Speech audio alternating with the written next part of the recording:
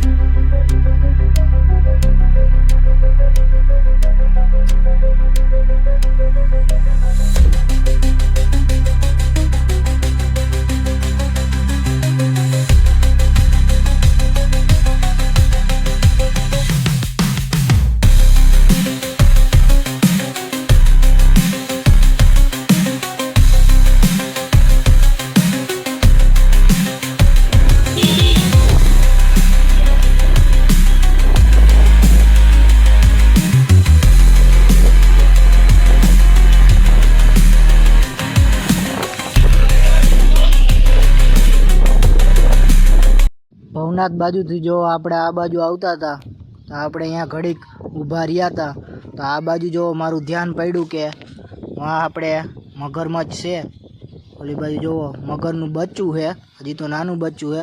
તો ગિરનારમાં મોટા મોટા મગર હશે, આપણે જો તમને ઝૂમ કરીને બતાવ્યું, જો અહીંયા આરામથી અત્યારે સૂતું છે જોયો।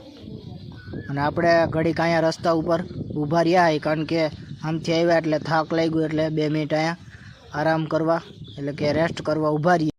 પછી જો આપણે નીકળી ગયા ડેમ જોવા, અને આ બાજુનો જે રસ્તો છે એ બાજુ જો તમે હું બતાવું, એકદમ આવો રસ્તો આમ, અને 2 બાજુ જંગલ, અને એ નિરાયતે હાવ શાંત વાતાવરણ છે આ બાજુનું।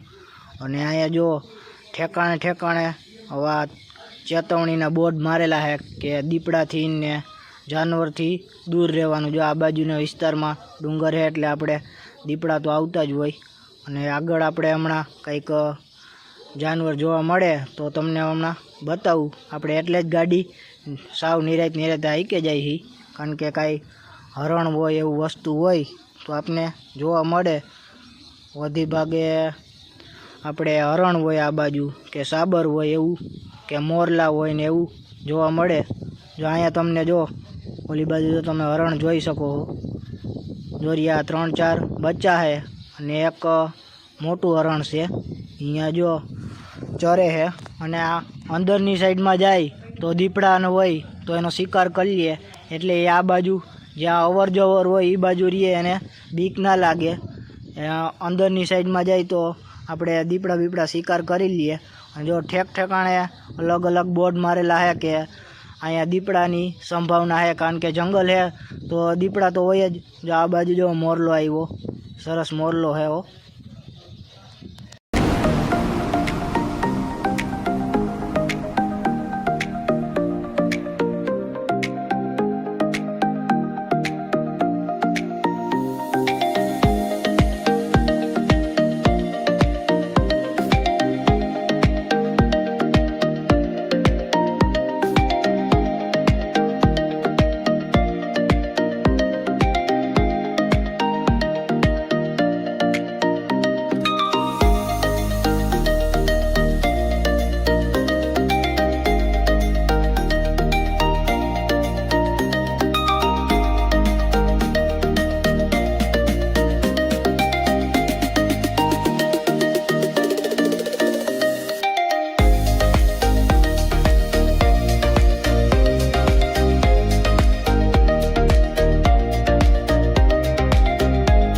આપણે ભૂગી ગયા જો, અને આ બાજુ ડેમમાં નકરા માછલા જ છે.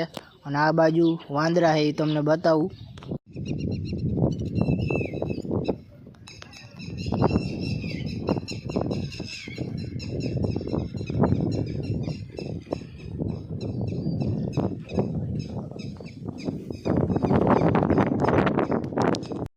ડેમે આપણે પાછા આવીને આ બાજુ એક અહીંયા હોટલ છે. અહીંયા આપણે અત્યારે બપોરનો સમય થઈ ગયો એટલે આપણે હાલો જમી આવીએ.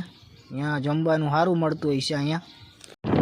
પછી આપણે નીકળી ગયા ઘર બાજુ. હજી તો આપણે આ જેતપુર બાજુ જાય છીએ તો અહીંયા વચમાં આપણે ડીમાર્ટ આવે તો અહીંયા આટો મારી જાવું અને પછી નીકળી જાવું આપણે ઘર બાજુ.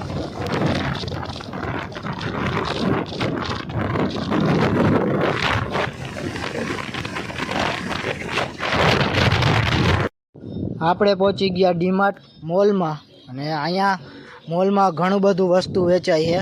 ઘર વપરાશની બધી વસ્તુ અને રમકડા છે, ખાવાનું છે, બધી વસ્તુ મોલમાં તમને સાવ સસ્તી અને સારી મળી જાય છે.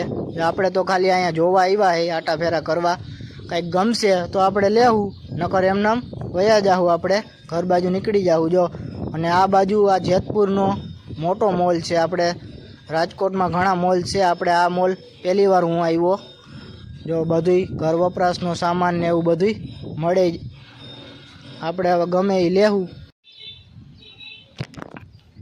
જુનાગઢથી આપણે આવી ગયા ઘરે.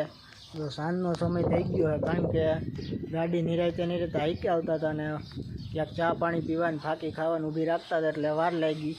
આપણે આવી તો ગયા 5:30ના, પણ પહેલાં આપણે વાડીએ આટો મારી આવ્યા, અહીંયા દૂધ લઈ આવ્યા, એવું બધું કામ કરી આવ્યા. અત્યારે આપણે અગાસી ઉપર આવી ગયા સીધા જ. અને આજનું વાતાવરણ તમે જુઓ, સરસ મજાનું વાતાવરણ થઈ ગયું હોય. અને આજે આપણે વરસાદ આવ્યો જ નથી, આખો દી વરાપ હતી, એટલે થોડુંક કામ આપણે કરવાનું હતું એ થઈ ગયું છે. નકર ના થયું હોય તો આપણે કાલ વાડી બાજુ જાવું અને જોવું સોયાબીન આપણું કેવું કૂગ્યું છે, એ બધી વાતું જાણશું આજે વાડી બાજુ જઈને.